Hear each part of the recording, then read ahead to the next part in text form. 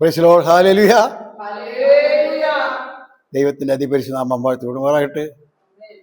ഇന്ന് പൽക്കാലം നമുക്ക് ദൈവസന്നിധി വന്ന് ദൈവത്തെ ആരാധിപ്പാനും മഹത്വപ്പെടുത്തുവാനും ദൈവം നമുക്കൊരു സന്ദർഭം ഒരുക്കി തന്നു. അനേകർക്ക് ഈ ഭാഗ്യം ലഭിക്കാതിരിക്കുമ്പോൾ ഹല്ലേലൂയ, ദൈവജനമായി നമുക്ക് നന്ദിയുള്ള ഹൃദയത്തോടുകൂടെ ഹല്ലേലൂയ ദൈവസന്നിധി വന്ന് ദൈവത്തെ ആരാധിച്ചു മഹത്വപ്പെടുത്തി.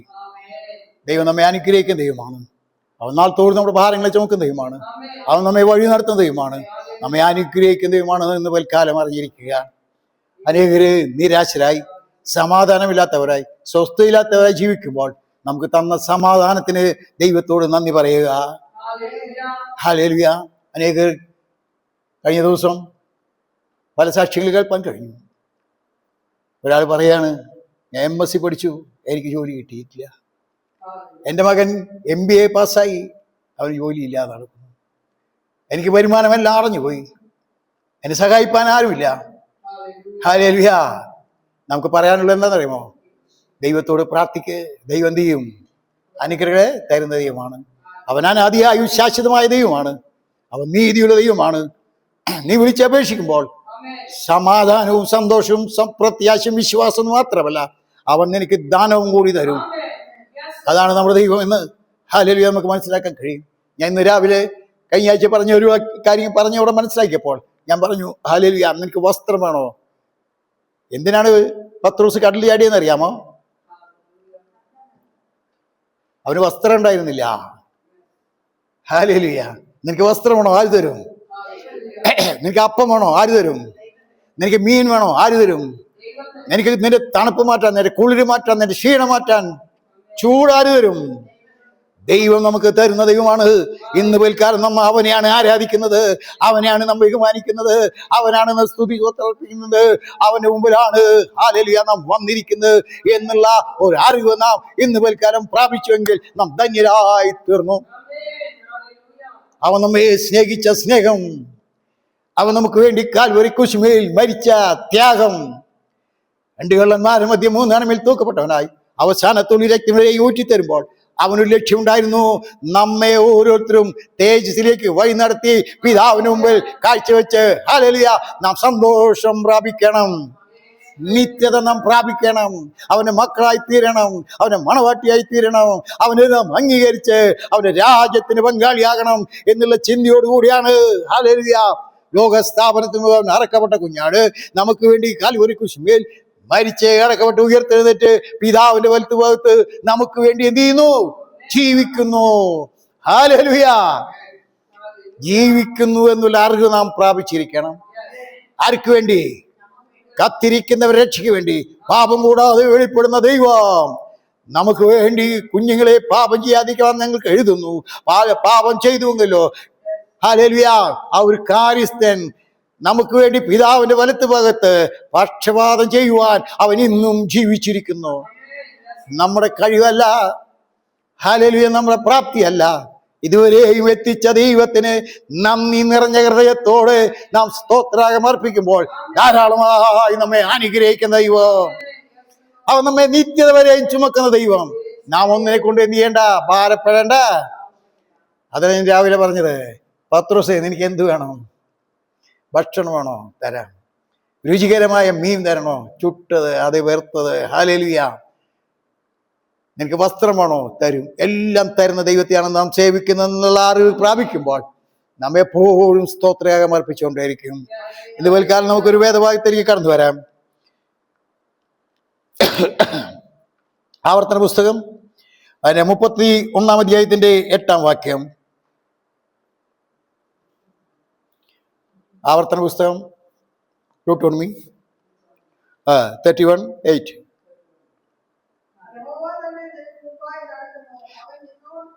യഹോവ നിനക്ക് മുമ്പായി നടക്കുന്നു. ഹല്ലേലൂയ.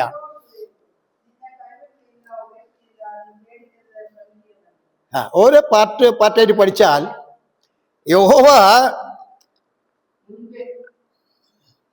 നിനക്ക് മുൻപായി നടക്കുന്നു എന്ന് പറഞ്ഞാൽ നമ്മുടെ മുൻപിൽ വരുന്ന ഏത് പ്രശ്നത്തിനും പരിഹാരം തരുവാൻ ദൈവത്തിന് കഴിയും. അവൻ മുൻപെയാണ് നടക്കുന്നത്, നമ്മുടെ പുറകിലല്ല. നമ്മളോട് പലരും പറയും, എനിക്ക് ഒന്ന് കിട്ടണ വരെ ഞാൻ ഉണ്ടായിരിക്കും, കിട്ടി കഴിയുമ്പോൾ ഞാൻ ഓടും. മനസ്സിലായ? എന്നാൽ ദൈവം നിന്റെ മുൻപിലാണ്. ഏത് പ്രതികൂലം വന്നാലും അവനെ കഴിഞ്ഞിട്ടേ നമ്മുടെ മേത്തേക്ക് വരുള്ളൂ എന്ന് നീ എന്തിനും ഇന്ന് വൽക്കാലം നീ വിശ്വസിക്കുക. അവൻ ഇസ്രായേലിന് പറയാണ്, മോശ മുഖാന്തരം പറയാണ്, ആവർത്തന പുസ്തകത്തിൽ പറയുന്ന ഇപ്രകാരമാണ്, യഹോവ തന്നെ നിനക്ക് മുൻപായി നടക്കുന്നു. നടക്കുമെന്നല്ല, അല്ലെ, നടക്കുന്നു. നിന്റെ ദൈവം എനിക്ക് വേണ്ടി, ഹല്ലേലൂയ, അവൻ നിന്റെ മുമ്പിൽ നടക്കുന്ന ദൈവമാണ്. നിന്റെ പ്രശ്നത്തിന് പരിഹാരത്തിന്റെ ദൈവമാണ്. നിന്നെ ഹല്ലേലൂയ അനുഗ്രഹിക്കുന്ന ദൈവമാണ്. നിന്നെ വീട്ടിലെത്തിക്കുന്ന ദൈവമാണ് എന്ന് പൽക്കാലം ഈ വചനം നമ്മെ ഉപദേശിക്കുന്നു. എനിക്ക് 3 കാര്യം പ്രത്യേകമായി പറയാനുള്ളത്. ഹല്ലേലൂയ, ഈ ഇസ്രായേൽ ജനം മരുഭൂമിയിലായപ്പോൾ അവരുടെ മുൻപേ ആര് നടന്നു? ഹല്ലേലൂയ, പകൽ മേഘസ്തംഭം, രാത്രി അസ്തംഭമായി വലിയവനായ ദൈവം, സകലത്തിന്റെയും അധിപതിയായ ദൈവം, സൃഷ്ടാവായ ദൈവം, നമുക്ക് അനുഗ്രഹം തരുന്ന ദൈവം, സകല നന്മയും തരുന്ന ദൈവം, അവൻ എന്ത് ചെയ്തെന്ന് അറിയാമോ? ഇസ്രായേലിന്റെ മുൻപിൽ നടന്നു. ഹല്ലേലൂയ. മുൻപിൽ നടക്കുമ്പോൾ ഈ പിന്നിലുള്ള ജനത്തിന് എന്ത് വേണമെന്ന് അവന് വ്യക്തമായി മനസ്സിലാക്കാൻ കഴിയും. അതിനാണ് അവൻ മുൻപിൽ നടക്കുന്നത്. ആടുകളെ മേയ്ക്കുന്നവർ ഇടയൻ ചില സമയത്ത് പിന്നിൽ നടക്കണ കാണാം, ചില സമയത്ത് അവൻ എന്ത് ചെയ്യാൻ കാണാം? മുൻപിൽ നടക്കുന്നത് കാണാം. ഹല്ലേലൂയ. മുൻപിൽ നടക്കുന്നത് എപ്പോഴാണെന്ന് അറിയാമോ? ശത്രുക്കളും പ്രശ്നങ്ങളും മറ്റുള്ള കാര്യങ്ങളൊക്കെ വരുമ്പോൾ ഇടയൻ എന്ത് ചെയ്യുന്നു അറിയാമോ? പിന്നിൽ നിന്ന് എന്ത് ചെയ്യും? മുൻപിലേക്ക് വന്ന് നിന്ന് അവർക്ക് വേണ്ടതായ ഗൈഡൻസ് കൊടുത്തുകൊണ്ടേയിരിക്കും. നമ്മുടെ ദൈവത്തെക്കുറിച്ച് ഒരു പരിജ്ഞാനം പ്രാപിച്ചാൽ, ഒരറിവ് പ്രാപിച്ചാൽ, വിശ്വാസ ജീവിതത്തിൽ നാം വളർന്നു പോവുകയില്ല, നാം ക്ഷീണിച്ചു പോവുകയില്ല, നാം മന്ദി വഹിച്ചു പോകില്ല, നാം നിരാശപ്പെട്ടു പോകില്ല, നാം പിന്മാറ്റക്കാരായി തീരില്ല. അനേകര് പിന്മാറ്റക്കാരായി തീരുന്നതിന്റെ കാരണം എന്നറിയാമോ?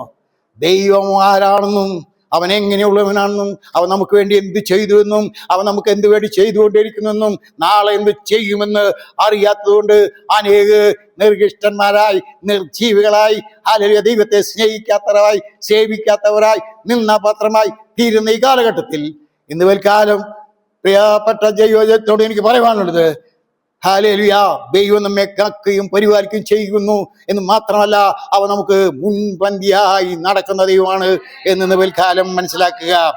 രണ്ടാമത് അവിടെ പറയുന്നത്, അവൻ നിന്നോട് കൂടെ ഇരിക്കും. ഹല്ലേലൂയ. ആരെ? ധൈര്യപ്പെടാ. ഈ ലോകത്തിലെ രാഷ്ട്രീയക്കാരല്ല പറഞ്ഞത്, ഹല്ലേലൂയ, ഉദ്യോഗസ്ഥന്മാരല്ല പറഞ്ഞത്, മന്ത്രിമാരോ മറ്റുള്ളവരല്ല പറഞ്ഞത്. സകലത്തിന്റെയും സൃഷ്ടാവായ ദൈവം നമ്മോട് പറയാണ്, ഞാൻ നിന്നോടുകൂടെ ഇരിക്കും. ഇത് ദൈവം തരുമ്പോ തന്നെ പൈശാചികൻ എന്ത് പറയുന്ന അറിയുമോ? ഇതൊക്കെ വെറും കഥയാണ്, നിന്റെ ജീവിതത്തില് ഇങ്ങനൊരു അനുഭവം സാധിച്ചിട്ടുണ്ടോ എന്ന് ചോദിക്കും. എന്നാൽ ഇന്ന് പോൽക്കാലം നമുക്ക് പറയാനുള്ളത്, ഹല്ലേലൂയ, അവൻ മുൻപേ നടക്കുന്നു എന്ന് മാത്രമല്ല, അവൻ നമ്മോട് കൂടെ ഇരിക്കുന്ന ദൈവമാണ് എന്ന് പിൽക്കാലം അറിയുക. എന്നിട്ട് പറയുന്നതെന്നറിയാം, മൂന്നാമത് പറയുന്നതെന്നറിയാമോ? നിന്നെ ഞാൻ എന്ത് ചെയ്യില്ല, കൈവിടുകയില്ല. ആശ്വാസത്തിന്റെ വചനം നാം പഠിക്കുമ്പോൾ ഇത് ഇന്നേക്ക് മാത്രമല്ല, നിത്യത വരെ എത്ര വരെയും നമ്മുടെ ഈ ഓർമ്മയുണ്ടായിരിക്കണം. ഹല്ലേലൂയ. അവൻ പറയാണ്, ഞാൻ നിന്നെ എന്ത് ചെയ്യില്ല, കൈവിടുകയില്ല. ഞാൻ നിന്നെ കൈവിടുകയില്ല. നീ എന്നെ കൈക്ക് പിടിച്ചിരിക്കുകയല്ല. ഒരു കുട്ടി പിതാവിന്റെ കൈക്ക് പിടിച്ചാൽ കല്ല് തട്ടിയാൽ വീഴും. എന്നാൽ പിതാവ് കുട്ടിയുടെ കൈ പിടിച്ചാൽ അവൻ കല്ല് തട്ടിയാലും എന്ത് തട്ടിയാലും അവൻ എന്ത് ചെയ്യുന്നില്ല, വീഴുന്നതായി നാം കാണുന്നില്ല. കാരണം ബലമുള്ള കൈയാണ് അവനെ പിടിച്ചിരിക്കുന്നത്. ബലമുള്ള, ഹല്ലേലൂയ, വലിയവനായ ദൈവമാണ് അവനെ പിടിച്ചിരിക്കുന്നത്.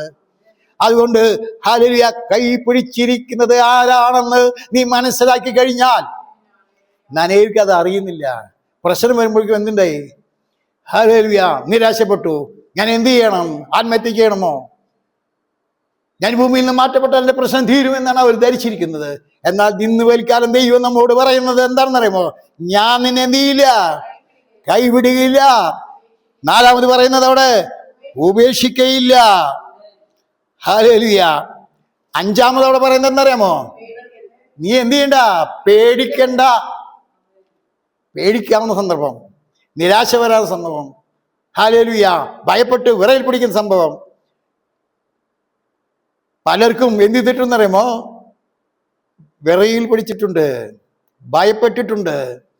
ഹല്ലേലൂയ. അനേകർ ഭയപ്പെട്ട് പിന്തിരിഞ്ഞോടുമ്പോൾ ദൈവത്തിന്റെ ആത്മാവ് ഇന്ന് വൽക്കാലം നമ്മോട് ആജ്ഞാപിക്കുന്നത് എന്താണെന്നറിയാമോ? ഹല്ലേലൂയ, നീ എന്ത് ചെയ്യണ്ട? പേടിക്കരുത്. ഈ ചില ദൈവദാസന്മാരുണ്ട്, വചനം പ്രസംഗിക്കാതെ നീ പേടിക്കണ്ട, നീ ധൈര്യപ്പെട്, അങ്ങനെ അത് ഒരു പരിധി വരെ നല്ലതാണ്. എന്നാൽ അത് നിന്റെ ഉള്ളിൽ എന്ത് ചെയ്യണം? കയറണം. നീ അത് അംഗീകരിക്കാൻ തയ്യാറാകണം. മഴ പെയ്യുമ്പോൾ കുടം കമ്പി വെച്ച് അതിന് മീതെ വെള്ളം വീഴുന്ന പോലെ ആകാതെ ഈ വചനം നമ്മുടെ ഉള്ളിൽ എന്തിനായിരിക്കണം? അകത്തുണ്ടായിരിക്കണം. വചനന്റെ അകത്തുള്ള കൽപ്പലയിൽ നീ എന്ത് ചെയ്യണം? എഴുതി വെക്കണം. അത് നിനക്ക് എപ്പോഴും അത് എന്തായിരിക്കും? ഒരു വഴികാട്ടിയായിരിക്കും, ഒരു മാർഗദർശിയായിരിക്കും. അവൻ നിന്നെ സന്തോഷത്തിൽ വഴി നിർത്തും. അവൻ നിന്നെ നിത്യത വരെ ചുമക്കും. നിത്യയിലെത്തുമ്പോ ഹല്ലേലൂയ അവനോടുകൂടെ വാഴുവാനുള്ള പ്രത്യാശയും കൂടിയാണ് ഇവിടെ ദൈവത്തിന്റെ ആത്മാവ് നമ്മോട് പറയുന്നതെന്ന് തൽക്കാലം അറിയുക. നീ എന്ത് ചെയ്യരുത്? പേടിക്കരുത്. അപ്പൊ പേടിക്കാവുന്ന സന്ദർഭം വരും, ഇല്ലേ? പേടിക്കരുന്ന്, നീ പേടിക്കണ്ടെന്ന് ആരോടെ പറയുന്നേ? ഹല്ലേലൂയ. നീ പേടിക്കണ്ട. മരിച്ച ശബ്ദശവത്തോടല്ല പറയുന്നത്. നമ്മള് ഡെഡ് ബോഡിയാണോ പറയുന്നത് നീ പേടിക്കണ്ടെന്ന്? അവിടെ ജീവിച്ചിരിക്കുന്ന, ഭയപ്പെട്ടിരിക്കുന്ന, നിലവിളിച്ചുകൊണ്ടിരിക്കുന്ന വ്യക്തിയോടാണ് പറയുന്നത്. നീ എന്ത് ചെയ്യണ്ട? നീ പേടിക്കരുത്. നിന്നെ വഴി നടത്തുവാൻ, നിനക്ക് വേണ്ടി തരുവാൻ, നിനക്ക് ഭക്ഷണം തരുവാൻ, നിനക്ക് കുളിര് മാറ്റുവാൻ, നിനക്ക് അപ്പം തരുവാൻ, നിനക്ക് മീൻ തരുവാൻ, നിനക്ക് ഭക്ഷണം തരുവാൻ, നിനക്ക് വസ്ത്രം തരുവാൻ, നിന്റെ സകലത്തിനും ഞാൻ നിന്നോട് കൂടെ ഉണ്ട്. നീ എന്ത് ചെയ്യണ്ട? പേടിക്കണ്ട. എന്നാൽ പേടി വരും. ആർക്കാണെന്നറിയുമോ? ഭയം വരും നമുക്ക്. എപ്പോ? ആണ്ടവരും നമുക്ക് കൂടാമ ഇല്ലാമ വാഴുമ്പോ. എന്നാൽ ആണ്ടവർ നമ്മോട് കൂടി ഇരിക്കുമ്പോ അവ ആദ്യം പറഞ്ഞു, ഞാൻ നിന്നോട് കൂടെ നിനക്ക് മുൻപായി നടക്കും, ഞാൻ നിന്നോട് കൂടെ ഇരിക്കും, ഞാൻ നിന്റെ ഹല്ലേലൂയ കൈക്ക് പിടിച്ചിരിക്കുന്നു, ഞാൻ നിന്നെ എന്ത് ചെയ്യില്ല? ഹല്ലേലൂയ കൈക്ക് പിടിച്ചിരിക്കുന്നു, ഞാൻ നിന്നെ കൈവിടുകയില്ല, ഉപേക്ഷിക്കയില്ല, നീ പേടിക്കരുത്. ഹല്ലേലൂയ. ആറാമത് പറയുന്ന കേൾക്കണം, നീ ഭ്രമിക്കരുത്. ഹല്ലേലൂയ. നീ എന്ത് ചെയ്ത്? നീ പേടിക്കരുത്. എത്ര ക്ലിയർ ആയിട്ടാണ് ദൈവം തന്റെ മക്കളോട് സംസാരിക്കുന്നത് അറിയാമോ? എന്നാലും ജനത്തിന് എന്തുണ്ട്? ഹല്ലേലൂയ. ഞാൻ കഴിഞ്ഞ ദിവസം എൻ്റെ സ്ഥിതി എന്താണെന്ന് ചോദിച്ചറിഞ്ഞു ഒരാൾ. എൻ്റെ സ്ഥിതി ഇപ്പോൾ ബാംഗ്ലൂർ വിട്ട് എന്താണ്?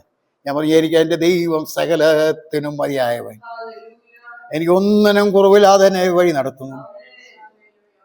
ഹല്ലേലൂയ. സകലവിധമായ നന്മകളിൽ നിന്ന് ദൈവം നടന്നെത്തുമ്പോൾ എന്തുകൊണ്ട്? ഹല്ലേലൂയ. ഞാൻ പേടിക്കാവുന്ന സമയത്ത് എന്നോട് അവൻ പറഞ്ഞു, നീ ഭയപ്പെടണ്ട. ഞാൻ ഭ്രമിക്കുന്ന സമയത്ത് അവൻ പറഞ്ഞു, ദൈവം പറഞ്ഞു, നീ ഭ്രമിക്കണ്ട. ഹല്ലേലൂയ. ഞാൻ പിന്നോട്ട് പോകണമെന്ന് ചിന്തിച്ചപ്പോൾ ദൈവം എന്നോട് പറഞ്ഞു, നീ പിന്നോട്ട് പോകണ്ട. നീ അനേകർക്ക് ആശ്വാസമായിരിക്കാൻ, നീ അനേകർക്ക് സമാധാനമായിരിക്കാൻ, നീ അനേകർക്ക് ഹല്ലേലൂയ നന്മ ചെയ്യുവാൻ, നീ ചിലരെ അനുഗ്രഹിക്കുവാൻ ഞാൻ നിന്നെ വിളിച്ച് വർത്തിയിരിക്കുന്നു. ഞാൻ ആക്കിയിരിക്കുന്ന സ്ഥാനത്ത് നിന്നാൽ ഞാൻ നിന്നെ അനുഗ്രഹിക്കാമെന്ന് പറഞ്ഞ ദൈവം ഇന്നും എന്റെ ദൈവം അനുഗ്രഹിച്ചു. അവൻ എന്നോട് പറഞ്ഞു, നീ ഭ്രമിക്കണ്ട, നീ പേടിക്കണ്ട, ഞാൻ നിന്നോട് കൂടിയുണ്ട്, ഞാൻ നിന്റെ കൈക്ക് പിടിച്ചിരിക്കുന്നു. ഞാൻ മരുഭൂമിയിൽ നീ എവിടെയായിരുന്നാലും നിന്നെ ഞാൻ ആശ്വസിപ്പിക്കുവാൻ ഞാൻ വല്ലവനാണ്, ഞാൻ ശക്തനാണ്, എല്ലാറ്റിനും ഞാൻ മതിയായവനാണെന്ന്. ഹല്ലേലൂയ. നമ്മുടെ സാക്ഷി നമ്മോട് പറയും മാത്രമല്ല മറ്റോട് പറയുവാനും ധൈര്യമുള്ളവരായിരിക്കണം. ഹല്ലേലൂയ. അത് മാത്രമല്ല ഇവിടെ പറഞ്ഞെന്നറിയാമോ? ഏഴാമത് നമ്മൾ മനസ്സിലാക്കേണ്ടത്, നീ ആഗ്രഹിച്ച തുറമുഖത്ത് അവൻ നമ്മെ എത്തിക്കും. നീ എവിടെ എത്തണമെന്നാണ് ആഗ്രഹിച്ചത്? എവിടെ? നിത്യതയിൽ. ഹല്ലേലൂയ. അഭയ തീരത്ത് എത്തണമെന്ന് നിനക്ക് ആഗ്രഹമുണ്ടെങ്കിൽ അവൻ നിന്നെ അവിടെ എത്തിക്കുന്ന ദൈവമാണ് എന്ന് പൽക്കാലം മനസ്സിലാക്കുക. ഹല്ലേലൂയ. മരുഭൂമിയിൽ നടത്തുവാൻ കഴിയുള്ള ദൈവം ഇസ്രായേലിനോട് പറയുന്നത്, നീ എവിടെയായാലും ഞാൻ നിന്നെ എന്ത് ചെയ്യും? നടത്തും.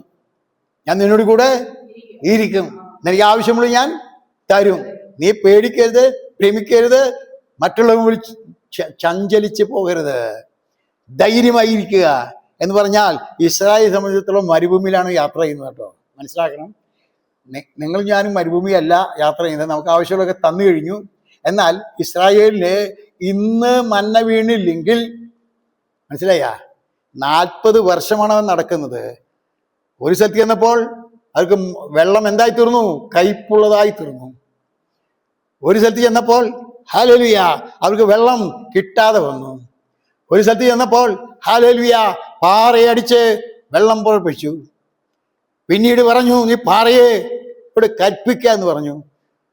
മോശയ്ക്ക് കോപം വന്ന് മോശ എന്ത് ചെയ്താമോ? 2 പ്രാവശ്യം അടിച്ചു. കാരണം എന്നറിയാമോ? വെള്ളം വന്നില്ലെങ്കിൽ അവരുടെ ജീവൻ പോകുന്നതായിരിക്കും. ആ ജീവൻ പോകുന്നുള്ള ഭയം അവന് വന്നപ്പോൾ അവൻ ദൈവസന്നിധിന്ന് ഹല്ലേലൂയ മുട്ടുകാൽമേലിരുന്ന് ദൈവത്തോട് പല പ്രാവശ്യം പ്രാർത്ഥിക്കുന്നതായി കാണുവാൻ കഴിയും. പ്രാർത്ഥിച്ച് അവൻ ആരായി തീർന്നറിയുമോ? ഒരു പ്രാർത്ഥനാ വീരനായി തീർന്നു, ഒരു വിശ്വാസ ധീരനായി തീർന്നു. ദൈവത്തോട് പറയുവാനും ചോദിക്കുവാനും വാങ്ങുവാനും അവന് അധികാരമുള്ളതായി തീർന്നു.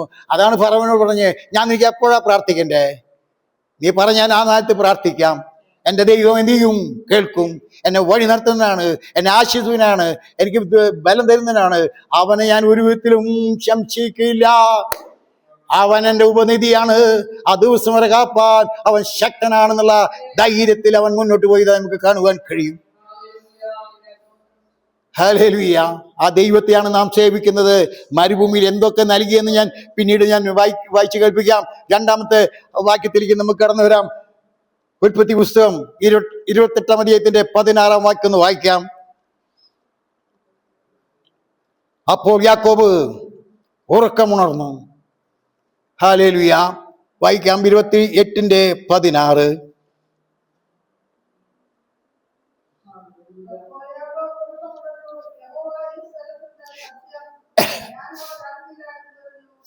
പ്രതിസന്ധിയുടെ മുൻപിൽ, നിന്നെ തളർത്തുന്ന സമയത്ത് ഹല്ലേലൂയ പിതാവിന്റെ സന്നിധിയിൽ നിന്ന് ഓടിപ്പോകുന്നു, മാതാവിന്റെ സന്നിധി വിട്ട് അവൻ ഓടിപ്പോകുന്നു, സഹോദരന്റെ സന്നിധിയിൽ നിന്ന് അവൻ വിട്ടുപോകുന്നു. ആരും വേവരും ഇല്ലാതെ അവൻ നിരാശനായി ഓടിപ്പോകുമ്പോൾ എവിടെ എത്തിച്ചേരുമെന്നറിയാതെ, എവിടേക്ക് മടങ്ങി വരാൻ കഴിയുമെന്നറിയാതെ, എന്ത് ഭക്ഷിക്കുമെന്ന് അറിയാതെ, ഞാൻ എവിടെ കിടന്നുറങ്ങുമെന്നറിയാതെ ഹല്ലേലൂയ കാട്ടിലെത്തിയ സമയത്ത് അവനൊരു കല്ലെടുത്ത് തലണയിൽ വെച്ച് അതിന്മേൽ കിടക്കുമ്പോൾ ഹല്ലേലൂയ സൈന്യങ്ങളെ യഹോവ, വലിയവനായ ദൈവം, അബ്രഹാമിന്റെയും ഇസാക്കിന്റെയും ദൈവം, സകലത്തിന്റെയും ഉടയവനായ ദൈവം ഹല്ലേലൂയ അവനോട് പറയാണ്. അപ്പോൾ യാക്കോബ് ഉറക്കമുണർന്നു. യഹോവ ഈ സ്ഥലത്ത് ഉണ്ട് നിശ്ചയം, അല്ലേ? സത്യം. യഹോവ എവിടെയുണ്ട്? കാട്ടില്, നിർജ്ജന പ്രദേശത്ത്, നിനക്ക് ആരുമില്ലാത്ത സമയത്ത്, നീ ഏകനായിരിക്കുമ്പോൾ, നീ മൃഗങ്ങളെ കടിച്ചു തിന്ന് അവസാനിക്കുന്നതിൻ്റെ എല്ല് മാത്രം തലോട്ടി മാത്രം ബാക്കി വരുമെന്നുള്ള ആ സമയം വന്നപ്പോൾ ഹല്ലേലൂയ അവൻ ഉറക്കമുണർന്നു. അവൻ പറയുന്നത്, യഹോവ എവിടെയുണ്ട്? എൻ്റെ അപ്പൻ്റെ വീട്ടിലല്ല, അബ്രഹാമിനോട് കൂടിയല്ല, ഇസാക്കിനോട് കൂടിയല്ല, ഞാനായിരിക്കുന്ന സ്ഥാനത്ത് എൻ്റെ ദൈവം ഉണ്ട്. മനസ്സിലായ? ദൈവം എവിടെയാണ്? ഞാനായിരിക്കുന്ന സ്ഥാനത്ത് എൻ്റെ ദൈവമുണ്ട്. അപ്പോൾ യാക്കോബ് ഉറക്കമുണർന്നു.